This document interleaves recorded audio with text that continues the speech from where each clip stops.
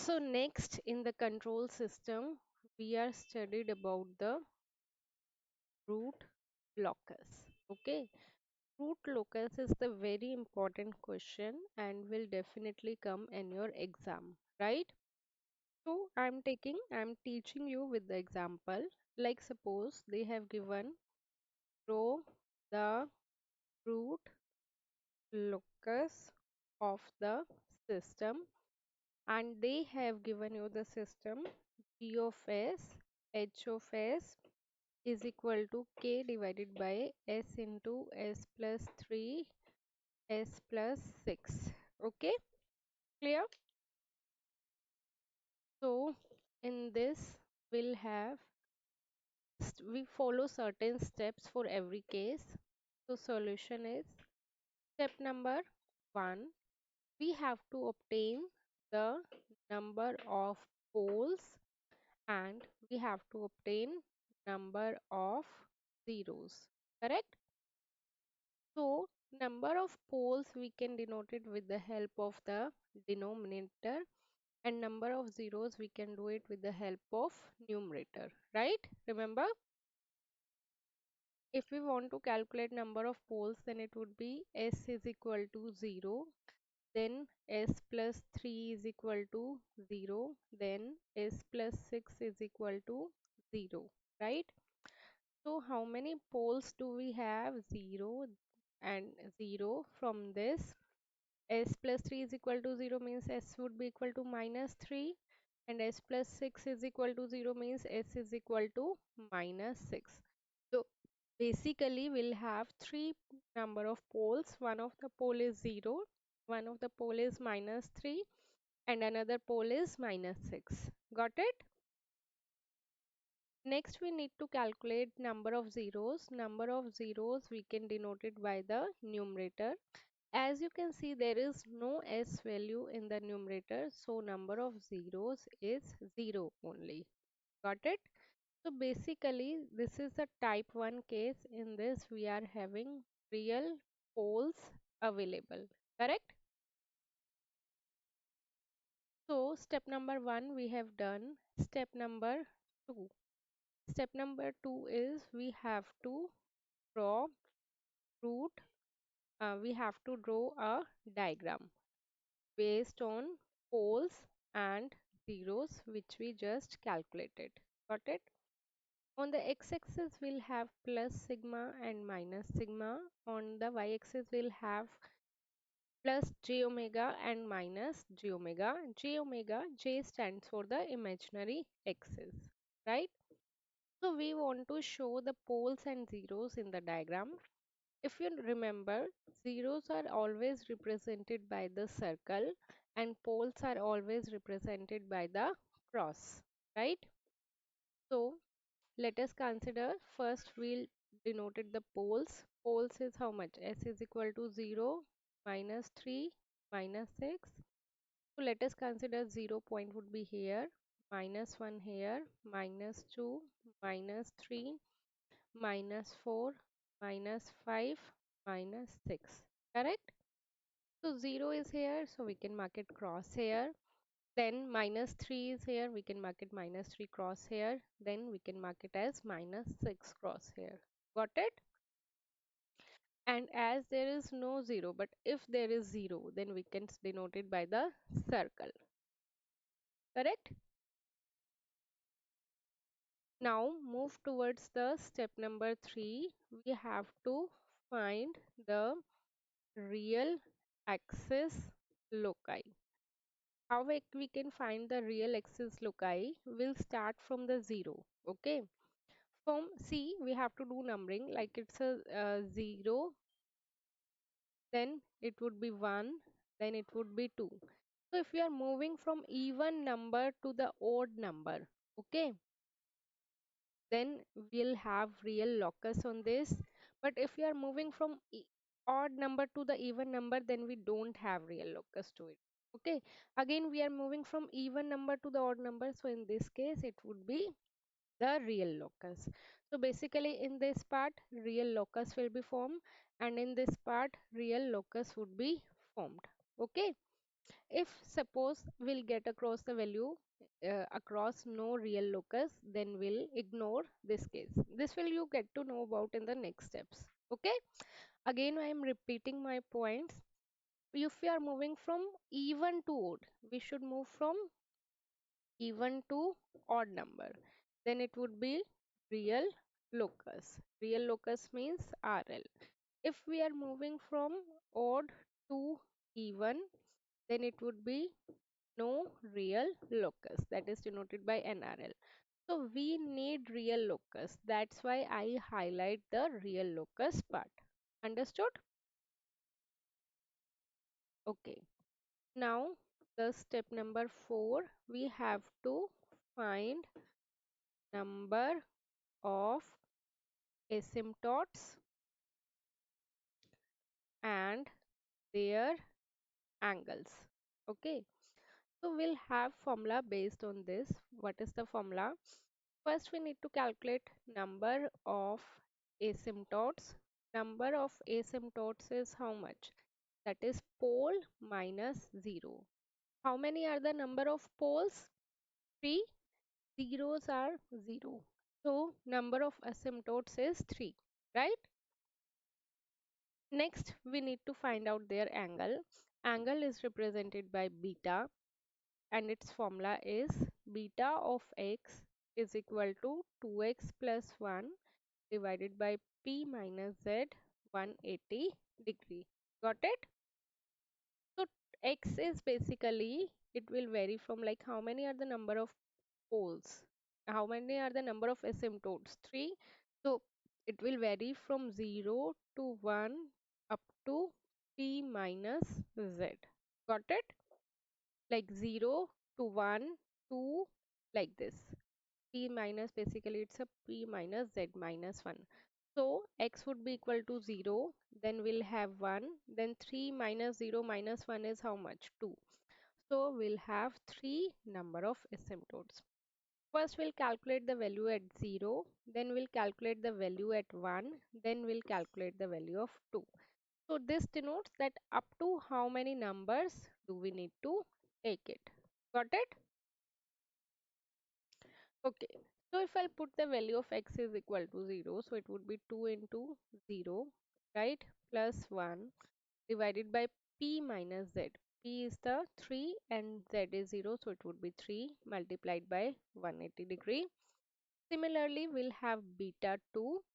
Beta 2 is how much? 2 into 2 plus 1 divided by p minus z, that is 3 multiplied by 180 degree, and beta 1 is 2 into 1 plus 1 divided by 3 into 180 degree. Got it? Now can you tell me the value for the beta naught, beta 1 and beta 2, which we need to show in the diagram.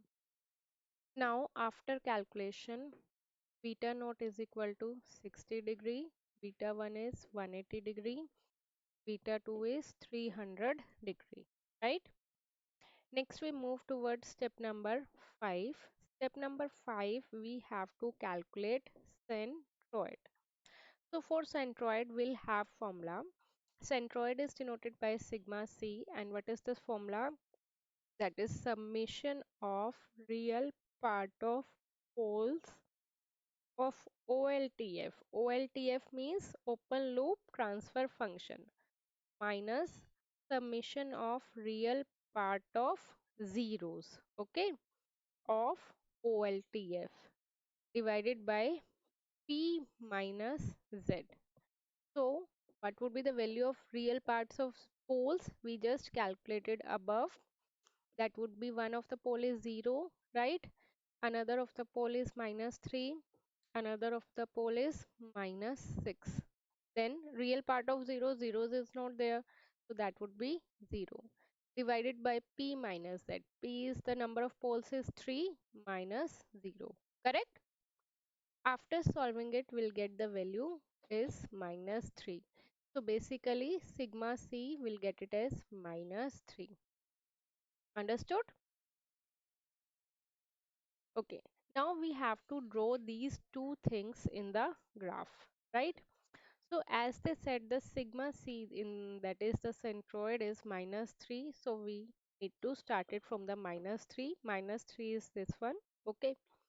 Now we have to draw the angle of asymptotes there. So angle of asymptotes is 60 degree, 180 degree and 300 degree, right?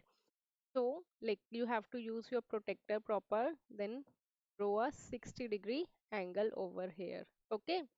Then again angle of 180 degrees. So this is the second angle 180 degree, that is beta 1. This is beta naught, and another of the angle is 300 degrees. So 300 degrees something like this, right? So it's a 300 degree and it is beta 2. Understood? I just mark the angle. It is 60 degree, it is 180 degree, and this one is 300 degree. Got it? Okay. Now move towards step number 6, that is break away point. Now we have to calculate breakaway point. What is basically the breakaway point? Like suppose the locus lies from here, then it will break at some of the points. Like it will be divided into two parts, positive side and negative side. Now we need to calculate at which point it should be break. Okay. So for that we'll have particular formula, that is 1 plus g of s h of s would be equal to 0. Okay. G of s and h of s they have given in the question, that is how much k into s divided by s plus 3 s plus 6, right? So let's substitute the value. 1 plus GSHS is how much? S into S plus 3 S plus 6 is equal to 0. Got it? Now we can substitute the value like S into S plus 3 S plus 6 plus K divided by, like I am taking the LCM, divided by S into S plus 3 S plus 6 is equal to 0. Correct? Hmm? Now it would be shifted to that side, so 0 multiplied by anything is equal to 0 only. Only will have the numerator. So that would be s into s plus 3 s plus 6 plus k is equal to 0. Correct? Now we need to calculate the value of k. If I'll solve it, then now you tell me that what would be the value of k after solving it. Do it. So after solving, we'll get the value of k is equal to minus s cube plus 9s square plus 18s. Now we need to differentiate it. Dk by ds is equal to always equal to 0. Now if I'll differentiate this equation, then that would be dk by ds is equal to 0. Now we need to differentiate this equation also. S cube differentiation would be how much? 3 into, right? S square plus 2 into 9 is 18s plus 18. You know the differentiation partner, that is x raised to power n is equal to n into x raised to power n minus 1. Correct? Okay. So now we need to calculate the value of s. It's 3s square plus 18s plus 18 is equal to 0. We can take 3 common from all these terms, then that would be s square 6s plus 6 is equal to 0. Correct? So now after solving it, we'll get the equation s square plus 3s plus 3 is equal to 0. Now calculate the value of s.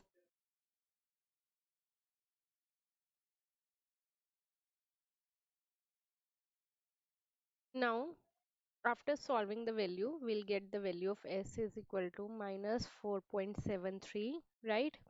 And minus 1.27. So we have to see that which of the point is lie on the real locus or root locus. So as you can see that minus 1.27 is something, the point is here, mm, minus 1.27 lies here, right? Correct? It's minus 1.27 and another of the point minus 4.73 lies something here. So now tell me which of the point from these 2 points lie in the real locus. Tell me. Minus 1.27. So we'll ignore this minus 4.73. So what we'll write down at this point, that minus 1.27 is a valid breakaway point as it lies on real locus. Okay. Now the next step, step number 7, we have to calculate intersection of imaginary axis. Okay, like suppose if a root locus lies from here, then it break away at minus 1.27, then it must intersect with the plus j omega, right, and with the minus j omega, correct, at this point and at this point. So we need to calculate these 2 points that at where it will intersect. So for that we have to make the characteristic equation, and characteristic equation formula is 1 plus gs hs is equal to 0. So that would be 1 plus k divided by s into s plus 3 s plus 6 is equal to 0, right? Now solve the equation and tell me what would be the equation comes from here. So after solving it, we'll get it as s cube plus 9s square plus 18s plus k is equal to 0. Now we have to calculate the Routh array for this equation. Remember the Routh-Hurwitz array?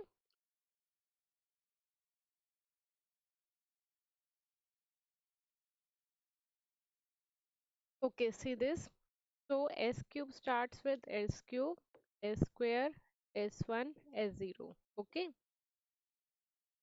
So what is the coefficient of s cube? 1. Then leave one term, take the next term 18. Okay. Similarly, what is the coefficient of s square? 9. Leave one term, then another is k. Okay. Now we need to calculate s1. How when we can calculate it s1? 9 multiplied by 18 minus k multiplied by 1 divided by the term from which we have started. 9 into 18 minus k into 1 is k divided by 9. Okay. Now further for next term, 9 into 0 minus 0 into 1 basically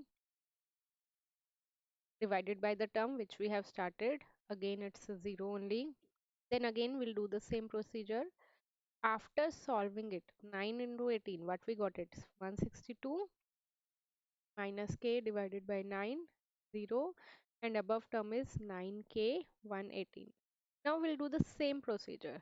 This multiplied by this minus this multiplied by this divided by the same term which we have started. Now can you tell me the answer for this? Okay, now see, um, it's 162 minus k divided by 9 multiplied by k, right? Minus 9 into 0 is 0 only, divided by 162 minus k by 9. So this term and this term would be cancelled out. What would be the left term? Only k. Okay. Now the next thing, whatever we got the value in terms of k, that is we got it 162 minus k divided by 9, right? Must be greater than 0, because if you remember Routh-Hurwitz says that the column of the all the terms would be greater than 0, would be always positive, then only the system would be stable, right? So 1 is greater than 0, 9 is greater than 0, this term is greater than 0, and as well as k is greater than 0. If I'll solve it further, then 162 minus k is greater than 0 because 9 multiplied by 0 is 0. Then again, if I'll solve it, then it would be k less than 162, right? So we'll get a particular value of k. If k lies between 0 to 162, then in that case the system is stable, otherwise not stable. Okay, so basically we can say it's the stable range of k. So we'll call it as k marginal is equal to 162. It is in the margin now, because if k values exceeds 162, then the system would not be a stable. Correct? Now the next step what we need to do, the above the k term, like if we'll solve this term, then it would be how much? 9 into s square, the coefficient, right? So it would be 9s square plus k is equal to 0. 9 multiplied by s square plus k. So I'm solving it again. Though, so we'll get it as 9s square plus k is equal to 0. K value we have already calculated, that is 162. So 9s square plus 162 is equal to 0. After solving it, we'll get the value of s as plus minus j 4.24. Okay, plus minus j 4.24. So now we got the intersection point. Basically, in the graph, as you know, uh, let's draw the graph. Yeah, root locus start centroid point start from here. It goes to the breakaway point. So mark an arrow like this. Okay. From the breakaway point, it splits up into two parts, right? Now this would be how much? This part would be how much? That is s is equal to 4.24 j, right? It's a j omega. And for the negative part, it would be s is equal to minus j 4.2. Got it? So this is our complete root locus graph. Got it?